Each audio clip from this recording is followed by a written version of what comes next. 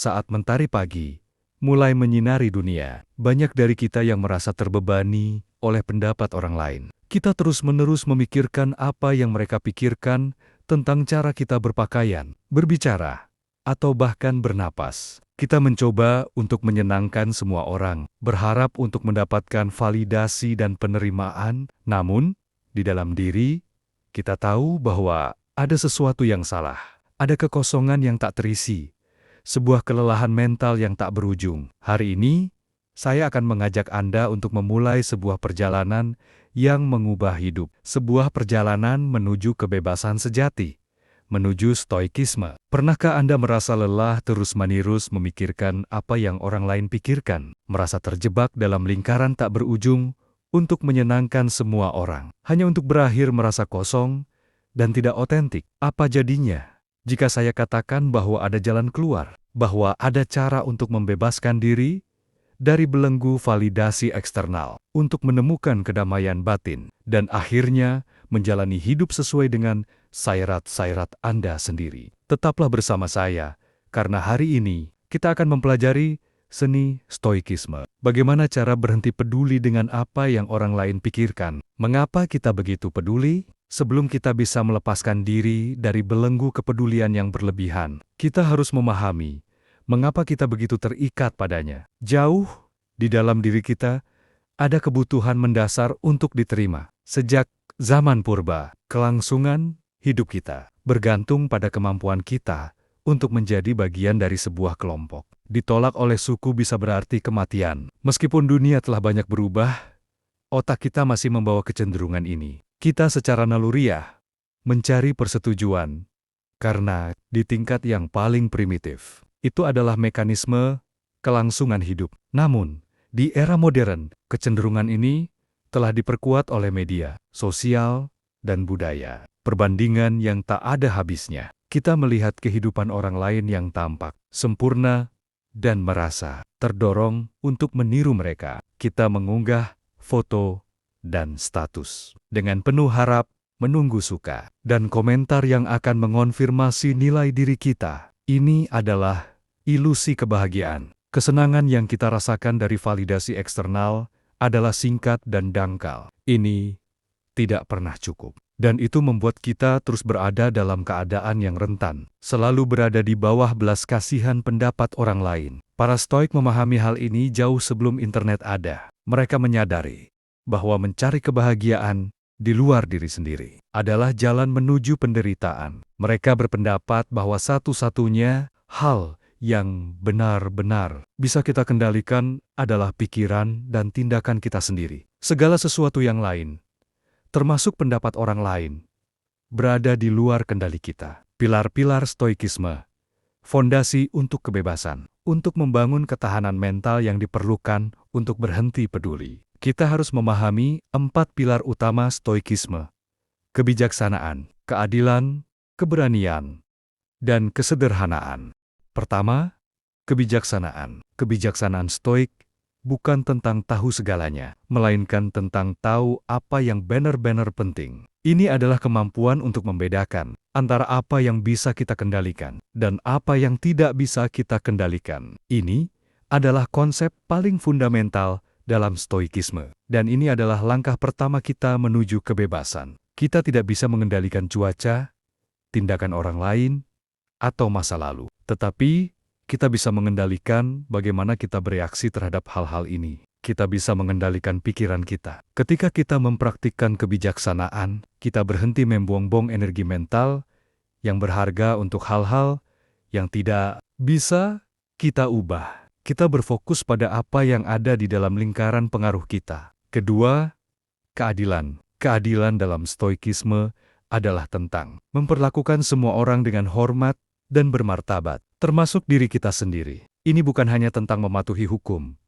tetapi tentang hidup dengan integritas. Ketika kita bertindak adil, kita tidak lagi merasa perlu untuk berbohong atau memanipulasi orang lain untuk mendapatkan persetujuan mereka. Kita berdiri tegak dalam nilai-nilai kita sendiri. Dan ini adalah sumber kekuatan yang jauh lebih besar daripada persetujuan dari orang lain. Ketiga, keberanian. Keberanian stoik bukanlah tentang tidak takut, tetapi tentang bertindak, meskipun kita merasa takut. Ini adalah keberanian untuk menjadi diri sendiri, untuk mengungkapkan pendapat kita, dan untuk menjalani hidup yang otentik. Bahkan, ketika itu berarti orang lain mungkin tidak menyukainya. Ini adalah keberanian untuk menghadapi kritik dan penolakan tanpa runtuh. Itu adalah keberanian untuk menerima kenyataan bahwa kita tidak akan pernah bisa menyenangkan semua orang. Dan itu tidak apa-apa. Keempat, kesederhanaan. Kesederhanaan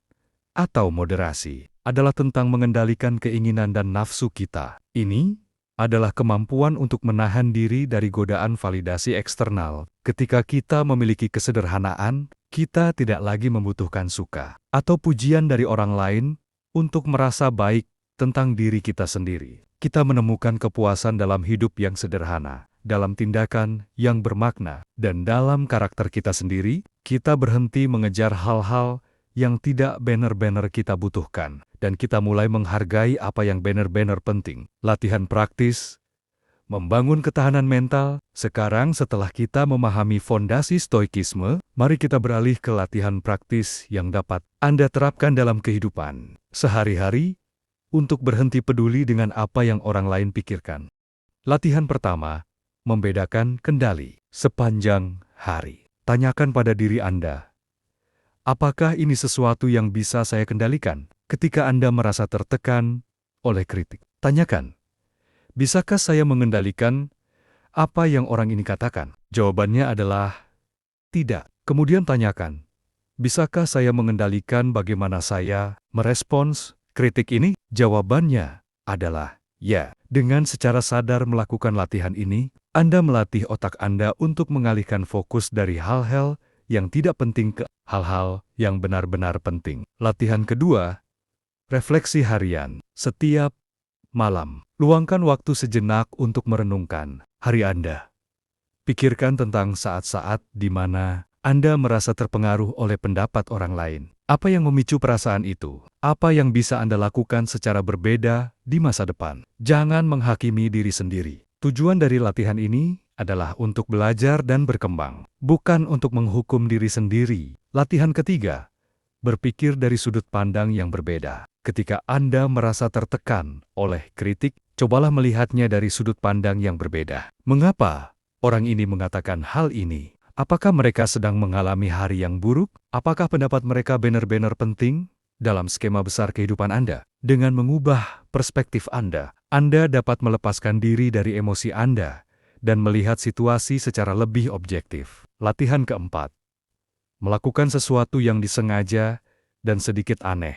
Ini mungkin terdengar aneh, tetapi dengan sengaja melakukan sesuatu yang sedikit di luar kebiasaan Anda dapat melatih keberanian Anda untuk menghadapi ketidaknyamanan. Ini bisa sesederhana memakai kaos kaki yang tidak serasi, atau menari di tempat umum yang agak kosong. Tujuannya adalah untuk membuktikan kepada diri sendiri bahwa Anda bisa menahan ketidaknyamanan dari tatapan dan pendapat orang lain, dan bahwa dunia tidak akan berakhir karenanya. Mengenali dan melepaskan diri dari perangkap validasi. Salah satu tantangan terbesar adalah mengenali saat kita jatuh ke dalam perangkap validasi. Ini seringkali terjadi secara tidak sadar, di dalam momen-momen kecil yang tak terhitung jumlahnya sepanjang hari. Perangkap pertama, mempercantik citra diri. Kita berusaha keras untuk menampilkan versi yang disempurnakan dari diri kita sendiri, menyembunyikan kelemahan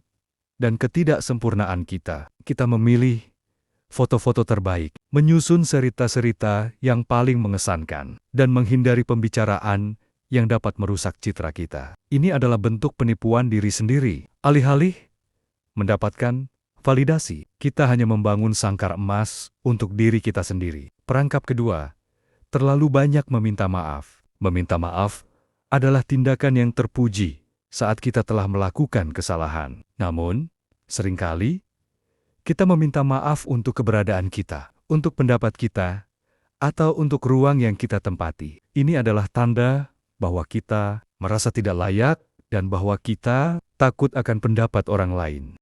Perangkap ketiga, terlalu banyak menjelaskan. Kita merasa perlu untuk menjelaskan setiap keputusan yang kita buat, setiap tindakan yang kita ambil, berharap bahwa penjelasan kita akan membuat orang lain mengerti dan menerima kita. Namun, ini seringkali hanya memperkuat kecemasan kita dan menunjukkan bahwa kita tidak percaya pada keputusan kita sendiri. Cara untuk melepaskan diri dari peronkap ini adalah dengan menyadari bahwa validasi yang Anda cari dari orang lain sudah ada di dalam diri Anda.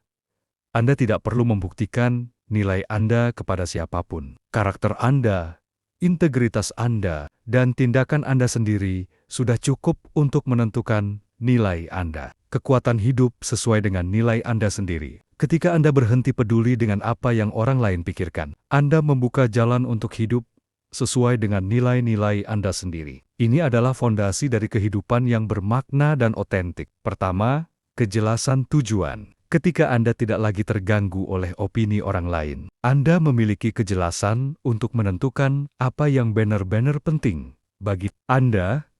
Anda bisa memfokuskan energi Anda pada tuan-tuan yang selaras dengan nilai-nilai terdalam Anda, bukan pada tuan-tuan yang dirancang untuk mengesankan orang lain. Kedua, hubungan yang lebih otentik. Ketika Anda tidak lagi berusaha menyenangkan semua orang, Anda akan menemukan bahwa hubungan Anda menjadi lebih jujur dan mendalam. Anda akan menarik orang-orang yang menghargai Anda untuk diri Anda yang sebenarnya, bukan untuk versi yang Anda coba ciptakan. Anda tidak lagi harus memakai topeng, dan orang-orang yang Anda temui akan merespons kejujuran Anda. Ketiga, kedamaian batin. Ini mungkin adalah hadiah terbesar dari semuanya. Ketika Anda melepaskan diri dari kebutuhan akan validasi eksternal, Anda akan menemukan kedamaian batin yang tidak bisa diambil oleh siapapun. Anda akan menjadi kapten dari kapal Anda sendiri. Tidak lagi menjadi leong-leyang yang ditiup oleh angin opini orang lain. Mengatasi kritik, mengubah racun menjadi obat. Tidak peduli seberapa jauh kita melangkah dalam perjalanan stoikisme, akan selalu ada kritik. Ini adalah bagian tak terhindarkan dari kehidupan. Kuncinya adalah bagaimana kita meresponsnya. Pertama, tanyakan pada diri Anda, apakah ada kebenaran dalam kritik ini? Seringkali, kritik yang paling menyakitkan adalah kritik yang memiliki sedikit kebenaran di dalamnya. Jika kritik itu valid, gunakanlah sebagai kesempatan untuk belajar dan berkembang. Stoik melihat kritik sebagai umpan balik yang berharga. Alih-alih defensif, mereka akan bertanya, bagaimana saya bisa menggunakan ini untuk menjadi orang yang lebih baik. Kedua, jika kritik itu tidak berdasar, lepaskanlah. Pikirkan tentang kritik yang tidak beralasan seperti hujan. Hujan bisa membasahi Anda, tetapi Anda tidak akan berdiri di luar sepanjang hari membiarkannya. Anda akan masuk ke dalam. Demikian pula, Anda tidak perlu membiarkan kritik yang tidak berdasar merusak hari Anda. Akui bahwa itu ada, lalu lepaskanlah dan lanjutkan. Ketiga, pahami bahwa kritik seringkali lebih banyak tentang pengkritik daripada tentang Anda, orang yang mengkritik. Anda mungkin sedang menghadapi masalah mereka sendiri. Mereka mungkin merasa tidak aman, iri, atau kecewa. Pandangan mereka adalah refleksi dari dunia batin mereka, bukan cerminan yang akurat dari nilai diri Anda. Menciptakan lingkaran pengaruh positif, lingkungan tempat kita berada memiliki pengaruh yang sangat besar terhadap mentalitas kita. Jika kita terus-menerus berada di sekitar orang-orang yang beracun, negatif, atau yang terus-menerus mencari validasi, sangat sulit untuk tetap berpegang pada prinsip-prinsip stoik. Pertama, kurangi paparan terhadap media sosial. Media sosial adalah pabrik perbandingan dan validasi yang tiada henti. Pertimbangkan untuk membatasi waktu Anda di sana. Membersihkan umpan Anda dari konten yang membuat Anda merasa buruk tentang diri Anda sendiri, atau bahkan mengambil jeda dari sana. Kedua, pilihlah lingkaran sosial Anda dengan bijak. Carilah orang-orang yang mengangkat Anda, yang mendukung pertumbuhan Anda, dan yang menghargai Anda untuk diri Anda yang sebenarnya. Kelilingi diri Anda dengan orang-orang yang otentik dan yang hidup dengan integritas. Ketiga, jadilah inspirasi bagi orang lain. Ketika Anda berhenti peduli dengan pendapat orang lain dan hidup sesuai dengan nilai-nilai Anda sendiri, Anda akan menjadi contoh bagi orang-orang di sekitar Anda. Anda akan menginspirasi mereka untuk memulai perjalanan mereka sendiri menuju kebebasan. Penutup, mengambil langkah pertama. Perjalanan untuk berhenti peduli dengan apa yang orang lain pikirkan bukanlah sesuatu yang terjadi dalam semalam. Ini adalah proses seumur hidup yang membutuhkan kesabaran, latihan, dan refleksi yang konstan. Akan ada hari-hari di mana Anda akan merasa tergelincir, di mana Anda akan kembali ke kebiasaan lama. Ini tidak apa-apa. Kuncinya adalah untuk mengakui kemunduran itu dan kembali ke jalan Anda. Setiap hari, pilihlah untuk fokus pada apa yang bisa Anda kendalikan, pikiran, tindakan, dan karakter Anda. Setiap hari, berlatihlah untuk menjadi lebih bijaksana, lebih adil, lebih berani, dan lebih moderat. Setiap hari, ingatkan diri Anda bahwa nilai Anda tidak berasal dari orang lain, melainkan dari diri Anda sendiri. Hidup terlalu singkat untuk dihabiskan dengan mengkhawatirkan apa yang orang lain pikirkan. Saatnya untuk melepaskan belenggu itu dan mulai hidup. Saatnya untuk menjadi kapten dari kapal Anda sendiri. Saatnya untuk menjadi stoik. Jadi, langkah apa yang akan Anda ambil hari ini untuk memulai perjalanan ini?